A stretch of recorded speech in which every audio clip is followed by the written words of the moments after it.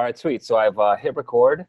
Antoine, so happy to have you here talking with us today. And Yeah. I thank you for taking the time. And just one thing I've noticed about you through the years of being nearby you when we've done events and being at hackathons is that you've always been this person that has a lot of solid knowledge, and you've always been willing to help people, which I've noticed you do that a lot during hackathons. So that's really cool of you. So yeah, thanks for spending some time with me today. Yeah, no problem. I mean, I got as much out of the blockchain crypto community as I've given. So it's all comes back full circle. Sweet, sweet. That's awesome. So yeah, Yeah, so this, tell me a little bit like about your background, your education, and kind of how you ended up coming into the space. What brought you into the space? yeah. So I mean, I guess you could say I'm a programmer by trade. I went to school, did programming, but I'm mostly self-taught. Um, so how did I get into the space? I read about Bitcoin on the internet in 2011. I was browsing the Tor network out of curiosity, and I saw these Bitcoin symbols. I didn't know what they were, Oh yeah. and kind of let it go. And then probably like a few months later, I saw it again. Someone posted about it on Facebook, and I was like, wait a second, maybe I should pay attention to this.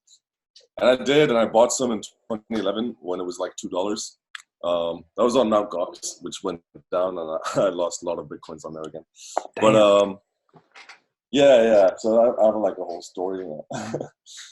And yeah, so after that, uh, I bought a Bitcoin ATM. Friends and my brother, we launched that for like 6 months. It didn't last too long, but it was really fun. We learned a lot, and started programming on Ethereum in like 2015, and started playing around with smart contracts. And yeah, actually back in 2014, that's when I started going to meetups, really Yep. hardcore. A lot of Yep. meetups in Toronto. They used to be at Decentral. The old Bitcoiners will know about it in Toronto. And we eventually started our own meetup called Bitcoin Bay. And that's been going on for a really long time. We've done hundreds of meetups, and so many people have come and learned together. I think that meetups are important because I'm speaking from experience. A lot of crypto people, you might say, Yeah. are isolated in the sense that they learn about it on the internet and they don't have anyone around them that is interested in the same things. So when you go to a meetup, it's like a revelation. You have all these other people talking about the same things. It's not just you in front of your computer, and you end up learning a whole lot from these people.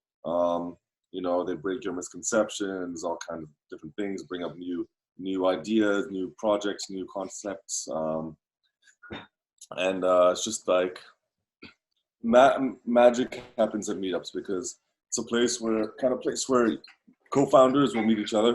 Yep. Genesis of projects. I mean, meetups contributed to the genesis of Ethereum. Like that's something not a lot of people know. Meetups in Toronto. That's where Vitalik and a lot of other of the co-founders met each other at events like this.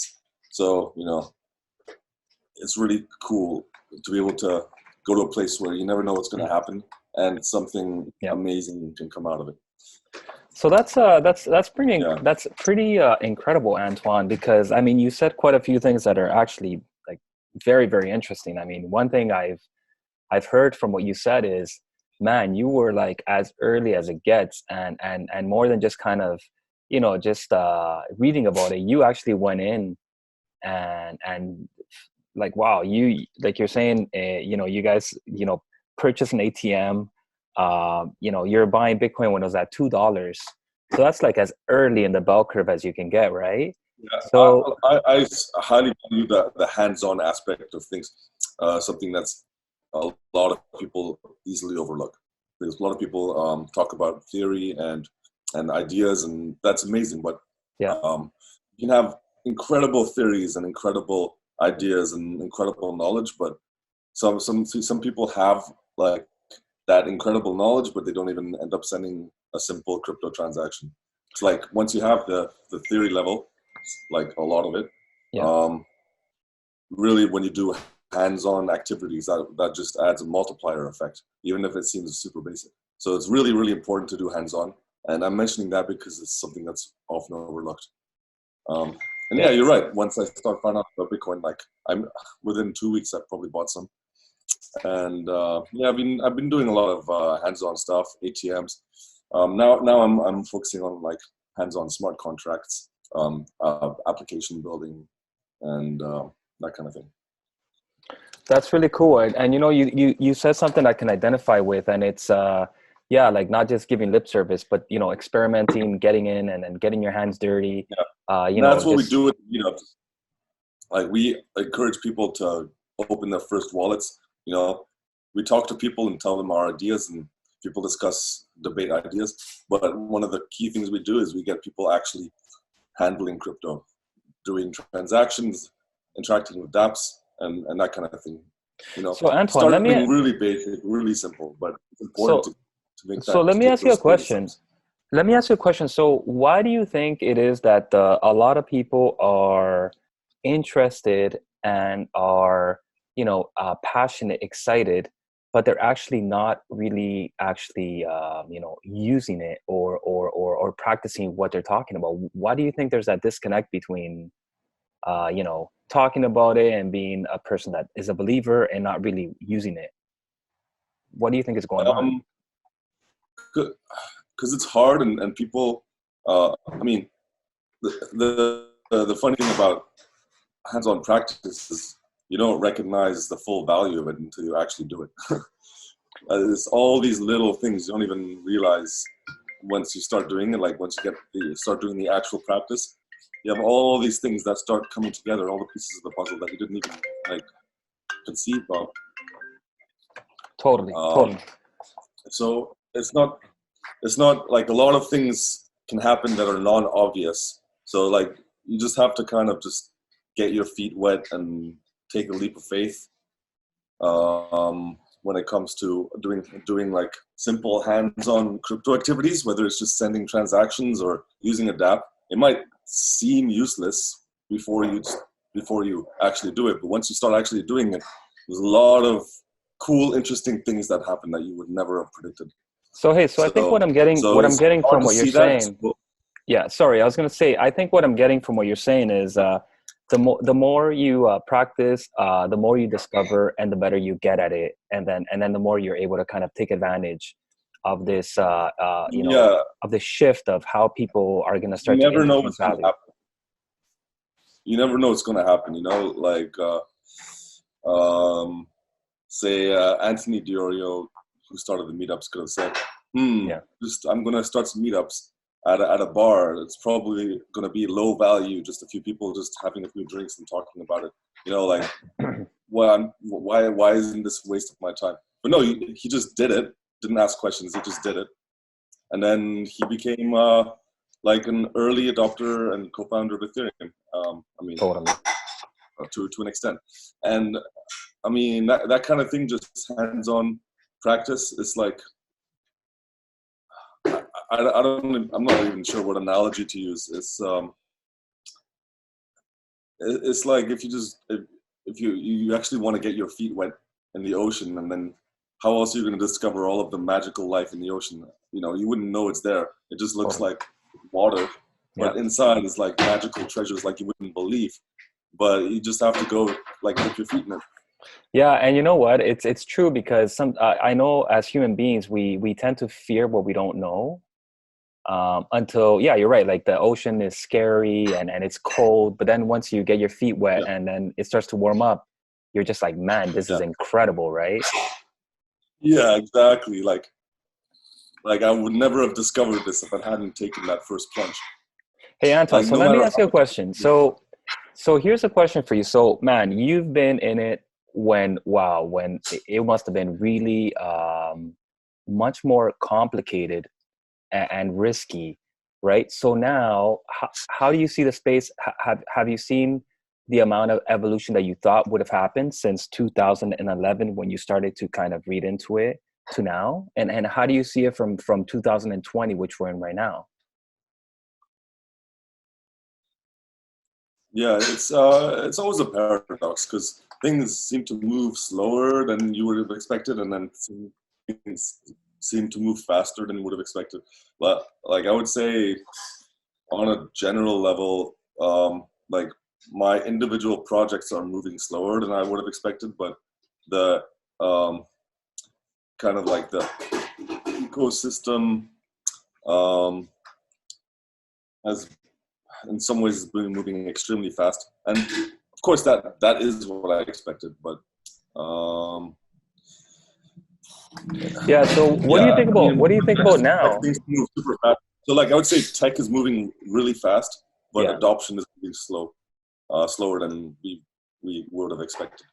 But Yeah. Yeah. That makes sense. adoption is just going to go like I, I'm expecting it to go slow, and then one time it just goes super fast when everything just clicks into place, kind of like mobile phones. I'm sure that's going to happen like that. Hey, you know what? And One day you just woke up and there's smartphones everywhere. Like the same thing is going to happen with crypto. yeah, yeah, you're right. And I think the reason is we didn't really understand what was beneath the phone, but we understood the benefits of using the phone, right?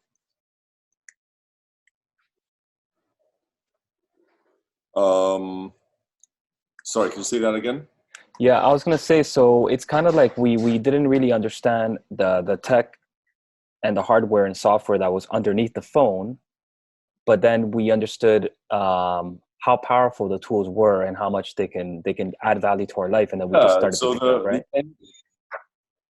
the end users, the masses, where when it comes to mass adoption, don't have to know what's going on in the background. It just has to work, and everything's taken care of in the background. Everything's automated, and then they just use it for like the pure utility, whether it's money or like, like data management or permissions management. They could unlock and lock their home or um, manage access to their data and have self-sovereignty over their data. So instead of Yeah, centralized institutions holding all of their information, hospitals and stuff, you wouldn't have yeah, to ask the hospital to get your records. It would just be there for you. And the hospital would have to ask you for your records. You know what I mean? yeah. Kind of That flip is the that script. that is pretty wild, and it's such a big idea, and it can Yeah. change so many different facets. Okay, but let me kind of dig in deeper on one aspect. So you touched a few different things, right? You touched like security contracts, information privacy, self sovereignty, and Yeah, kind of, self-sovereignty. yeah. So and now talk to me about crypto itself. So what are your, like, I don't want to say predictions, but so you're saying how things are going to start going up, and I've noticed that there's a lot of institutional investors that are starting to hedge all this crazy inflation helicopter money that's happening with something else like gold and crypto. So how do you see that playing out? Like, how do you see Yeah. crypto increasing, Um, decreasing, being used? well, you mean from a financial perspective or more than that? Yeah, from a financial perspective. Well, it's really unpredictable, of course. My personal prediction is that we're going to see an explosion of cryptocurrencies, Okay. and there's going to be a mass explosion of many different cryptocurrencies. There's a lot of people who disagree with me on that, but that's what I think is going to happen because the barrier to entry for creating a cryptocurrency is getting lower and lower. It's not going to get higher. It's going to keep getting lower. And there will be good reasons for people to want to create currencies to manage their own personal like value with other people or their value of their business or multiple businesses or Yeah. communities Hey, or so town. It could be anything. so let So me see if people, I get this. Let me see if I get this correct. So you're saying to me that instead of having one dominant or two or three dominant kind of cryptos, you see yeah, a kind of a diversification yeah. of more creations, right? That's kind of what. And why do you I see? don't know the future, but I Yeah, think if there is to be a few dominant cryptos, it's possible that could happen. That might happen over time, just in the same way that now there's like a few dominant, like massive corporations that exist. In yeah, that same sense, but that's going to take a lot of time for it to consolidate. And before that, there's going to be a Cambrian explosion of massive amounts of different currencies that nobody's going to know what the heck is happening. And we're going to be experimenting with all kinds of different models and different consensus mechanisms and different like economic models, you know, like, oh, there's going to be some currencies that are fixed supply, some currencies that are inflating supply, all kinds of different things. And it's just going to be a Cambrian explosion, and evolution will decide which ones survive and which ones don't, and which ones consolidate. And that's going to take time, though. But before that, it's going to be a massive explosion. Yeah, you're right. And it's kind of like DNA. So for example, I was reading this book where it talks about how DNA gets stronger, smarter, more anti-fragile. But our bodies, so like our bodies die, but our DNA stays through birth of our kids, and then it gets stronger and stronger and stronger. So it's kind of like the survival of the fittest. So what you're saying, I guess, is like there's all this building that's going to happen, but then from the dust, there's going to arise a few like different projects that are just going to be really, really strong, right? No matter which ones they are, there's going to be a lot of things happening that's really, really big within crypto and blockchain and decentralized systems, right? It's as if there's a new vista opening of untapped resources, and first life has to expand to take over all the land, right? Right now, there's no life on this land because it's a new arena. So first the life has to expand. And then once the arena is saturated, then there'll be more competition, and then there'll be consolidation. But before that, no, it's just about expansion and collaboration. So it'll be different realities in different times. But before we come to this competition reality where everyone's competing and there's going to be massive consolidation, before that, it's basically all about expanding and colonizing and taking over new territory. And it's so right now we're definitely on the expanding phase, right? So right now you would say we're in the expanding phase, right? Yeah. So this is a very exciting. Not even yeah. Sorry, you were saying? We're at the beginning of that phase, I would say. So this is an exciting time to to be a part of it. If you are a believer that you should have a right to own your own data, and privacy is important, and the way that So advice. Yeah, go ahead. Advice I would give to people is, if you have an idea, don't worry if someone else is doing the same thing, because there's enough space right now that many projects with the same idea can all prosper, right? Because there's no way that, like, even if you have a really the best company that's doing a certain idea, there's no way that you would have the ability to capture all of the market, because the market is just too chaotic and too big. The ecosystem is underdeveloped. So if you have an idea and someone else is doing the same idea, don't let that discourage you. Just go for it and collaborate as much as you can. Like, this is the time of collaboration. It's not the time of competition right now. That's pretty cool, Antoine. That's amazing, because I do see a lot of projects that I feel like they're solving the same issue.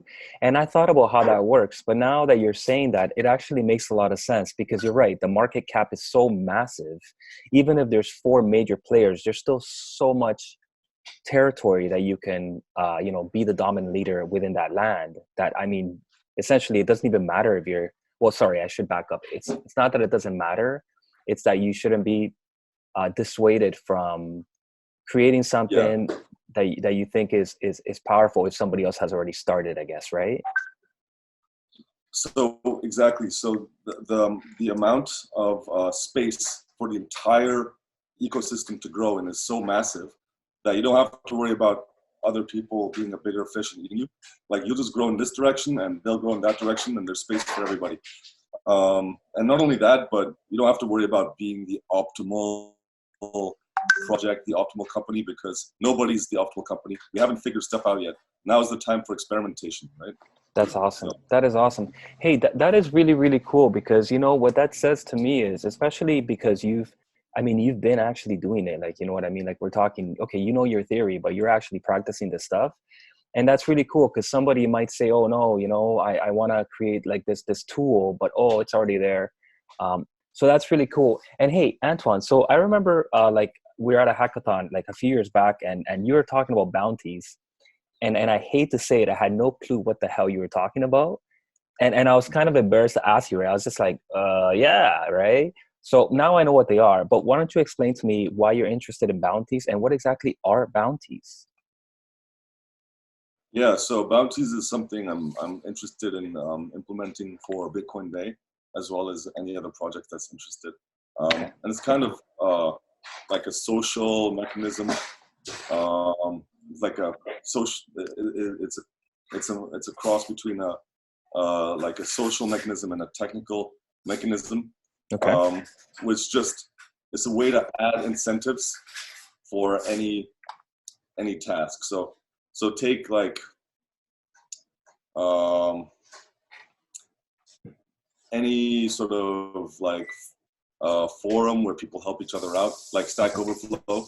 Like imagine Stack Overflow with incentives, or imagine social media with incentives, or Okay, so imagine give so me a you specific just example have about all these that. different things and just add.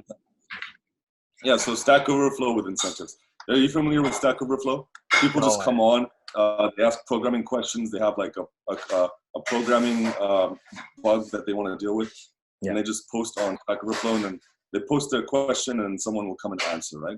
And people just do it out of community. They do it to gain reputation points. They do it just to help other people. yeah. But they don't earn anything from it. So imagine that, but except when you want to ask a question, you say, I will give um, like five like dollars or something, or Bitcoin or Ethereum or whatever currency, Yeah. Bitcoins, and whoever answers my question to my satisfaction will earn this amount.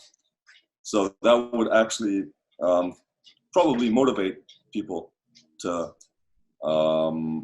answer your question better than if there was no incentive. Yeah, So it yeah. kind of just adds power to like existing systems that already work really well. So it's Yeah, very you know exciting what? to me. You know, it's incredible that you say that because I don't want to use, I mean, my partner, but and I don't want to use something that's as basic as a loyalty program. But I just want to kind of talk about that for a second because so Mariana, my partner, she will like literally instead of going to Rexall, she'll go to Shoppers because she wants to purchase something there and get some loyalty points. And even though there's not a lot of points, Yeah, just the fact that she's saving these points actually is a yeah, huge it's a huge motivator for her to go here instead of there. But I'm guessing bounties is a yeah, lot more. You can um, not more complicated, but you can. There's way more use cases than just like loyalty points, right? yeah. It could be used for any task. So anything where you want someone to perform a certain task or duty. It could be a social media post. It could be like a bigger project, like develop an app. Could be small things. Could be big things. And actually, what really excites me is the idea of building a bounty system Yeah, and creating a currency. So let's say we create Bitcoin, right? yeah, And then we issue bounties in Bitcoin to improve Bitcoin Bay, right? So we pay people in our token yeah. to improve our project. And what that does is it makes our project better. So it probably increases the value of the coin. Plus, whoever's working on it gets a piece of the pie because they really believe in it. They work on it because they believe in it. They might work on it because they want to earn the coin. That's right. But by and large, it'll attract people who want to see the project succeed and who want to be part of it, and who earn kind of like a piece of it by earning the currency, part of the currency. Man, that is really really cool, and that is super cool because like you're talking about like a Yeah. So technical I think that mechanism. kind of model can be replicated. Yeah. Yeah. Sorry. I was gonna say that's really really cool. I just think we have like a second leg, but I was gonna say you were saying some really cool things, man, because you're talking about like a social mechanism, and Yeah, paired with a technical mechanism, and you create this kind of exactly. Yeah, that is super. That sounds super super yeah, the amazing. organization, right? Yeah, Y- Yeah, yeah, that's yeah. that's So it's very exciting to me. that's awesome. No, that is pretty cool. And man, like there were so many things happening, like in Oh yeah, blockchain, and there's just so many things happening. It's so amazing that we're actually like it feels like we're such veterans, but it's still so early because of the fact that people still don't even understand what this is, right? Like people still don't even yeah, get it. So right now is probably a really good time to get in, not just from a speculative, like, oh, I want to make money quickly, because I try not to talk about that. I don't think that's that important. But from if you want to create value, if you want to be a part of, the future, this is kind of a good time to get in, right? Would you say? yeah. Actually, uh, with that in mind, another great thing about bounties is that if you wanna acquire cryptocurrency, but you don't want to spend money, or perhaps you don't have money, Yeah, look for bounty programs and do bounty. And this actually is something that could open up access to cryptocurrencies to people around the world. Very poor people who do not have any spare capital that they could buy cryptocurrency with. Right now, the main way that cryptocurrency is distributed is by selling it to people, right? But this that's way, right. cryptocurrency can get distributed by people working for it. So that is something super powerful, and something that could actually end up getting crypto in the hands of half the world's population, who basically have Yeah, almost no access to any capital of any significance. But yeah, they do have time and they do have skills, and yes, yes. though they can't buy it, they can still work for it. So Hey, that, yeah, Antoine, I was gonna say, yeah, I think you said something really powerful and important, which is skills and time, but they don't have money, right? But they have time, and their exactly. time can equal value, And that's a right? lot of people. Like half the people in the world are probably fit that description. It's a lot of people. Yeah, it's pretty incredible how wealth has been accumulated by the hands of very few, and I'm not sure if it's for evil purposes. I mean, they just know how to massage the system and how to retain and reinvest. But at the same time, even if it's something that they didn't mean to do on purpose, the fact is there's a lot of people that have a lot of time, a lot of wisdom, but they just don't have money, right? So this can be an Exactly. amazing tool, right? That that's what I'm really hopeful about, and that just makes me so like um, motivated to build a system where people can actually access like work for cryptocurrency, Yeah, perform you know tasks. what? Yeah, I think we're still in that, like, so my family is like, from Latin America, and I've talked to them about it. And though they see the benefits, there's still that kind of stigma associated with how, you know, like how cryptocurrency has been used. But I think once, that sort of stigma is washed away and people start to get their feet wet and see what's going on, you're right. I totally think there's going to be a huge, Yeah, demand of and interest, of don't you genuine think the interest. stigma?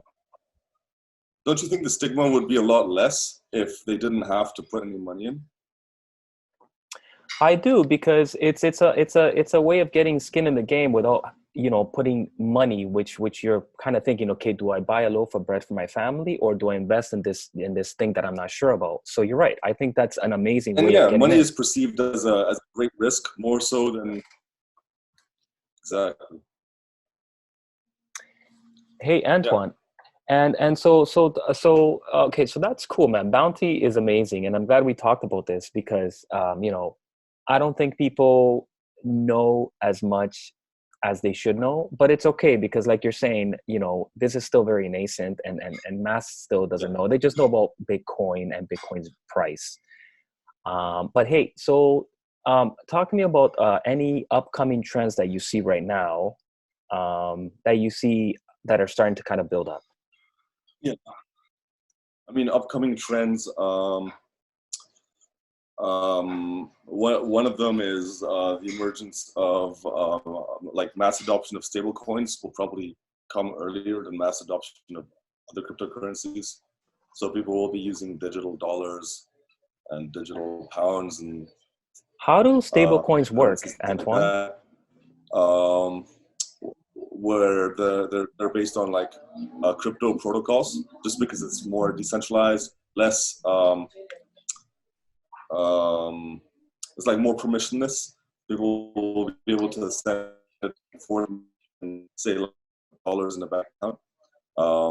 So I think that will come, and people will have dollars on their phone. They may not even need to know that it's crypto based. It'll just say $5. Oh, I have $5. I can send it. I think that's going to be something that upcoming. Another thing is people are going to start using dApps, decentralized apps, but a giant first wave of dApps is going to come through games, and people are going to start using dApps earlier in games than in other industries. So there's going to be a lot of sort of like we're going to gain a lot of experience from the game industry with blockchain-based games. Yeah. That's gonna let us find out how to do other kinds of dApps. So watch the gaming space, because we're going to learn a lot from the gaming space, and there's going to be a lot of like mass adoption relative to the gaming space earlier than other industries. I'm very certain of that. What else? I think there's going to be, like, again, people don't agree with me on this, a lot of people, but a lot of explosion of currencies and people creating their own currencies. I keep telling my Bitcoin Babe co-founders that we should create our own currency. Eventually, we will, I hope. And that will let people do a lot of things and access capital, among other things. And if you create your own currency, you can get people to pay you in your own currency for your services, and do a lot of inventive things. Yeah. And pay people in bounties for your company as well. So I guess what I get from what you're saying is so let's say that for example, the Bitcoin Bake coin is not going to compete with Bitcoin. That's not the purpose of creating your own currency, but the purpose of being able to create your currency is if somebody believes in what you're doing, it's a way that they can get in directly, right? Like MakerDAO. Gotcha. Yeah. Hey, Antoine, and so if somebody's hearing this and they're up and comers, they're talented young males or females, or people that want to change career shifts, especially because we're reflecting, we're at home a little bit more. What advice do you have for people that want to get into the space? I would say that the barrier to entry is very low right now. And yeah, you don't have to shift your entire career. Although I would definitely not say it's a bad idea. Like, if you want to go like full into crypto right now, make sure that you have like the ability to survive at least like a couple of years or generate some income. Yeah. But the opportunity is so high that you could be better off than you are now in maybe like just a few short years time. But I would say, you don't have to switch your entire career. You could just get your feet wet, do something hands-on, every like an hour a week or something, an hour a day, an hour a week, doesn't even matter. I mean, it matters, but just join a project, do some bounties, at the very least, just download a wallet and send some transactions around. Like, it's so funny when you just start doing hands-on things, send some transactions around, interact with dApps, like, you start getting ideas, right? You might think, I have no idea what to do. Just try, just do some hands-on stuff. The ideas will come, and you will have ideas of things to do. That's right. Because it's like creativity is your ability to first of all see some dots, and then you start to find ways to connect them. But if you don't start to think about how to connect them, you're not even starting to figure out even a problem or how to solve a problem, right? So you have to think into it, and you have to put some Yeah. time into it, right? And right. And if you do have an idea,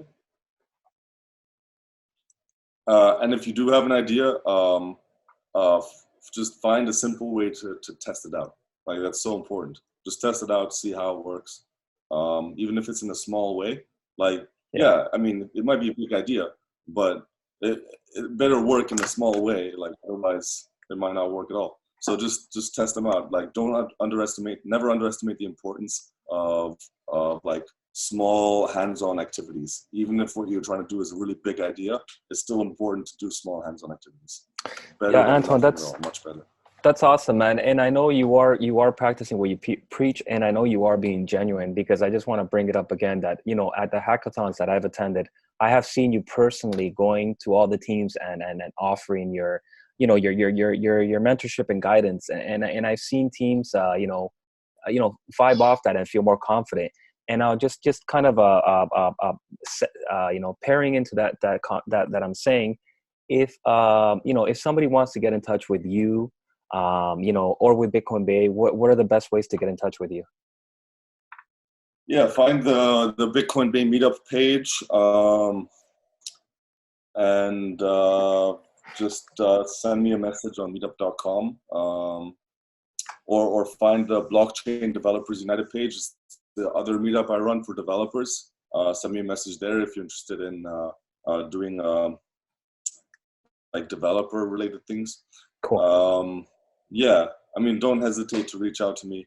The meetup page is Bitcoin Bay. That you'll just Google Bitcoin Bay, meetup.com, and Blockchain Developers or Blockchain Developers United Toronto on meetup.com. And you'll find me. Awesome.